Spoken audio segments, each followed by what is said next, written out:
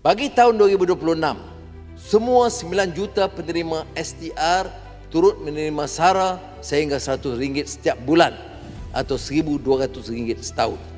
Manakala 1 juta penerima STR di bawah E-Kasih menerima SARA sehingga RM200 sebulan atau RM2,400 setahun. Kategori bujang RM600 iaitu RM50 sebulan melalui SARA. Kadar maksimum diterima isi rumah miskin ialah RM4,600 iaitu pendapatan bawah RM2,500 sebulan dengan 5 anak menerima STR RM2,200 dan SARA RM2,400. 31 Ogos lalu, semua rakyat 18 tahun ke atas mendapat RM100 penghargaan SARA.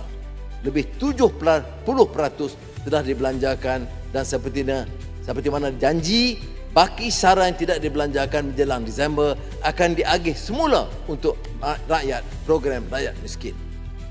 Sukacita diumumkan, kerajaan sekali lagi akan memberikan RM100 SARA kepada 22 juta rakyat Malaysia 18 tahun ke atas.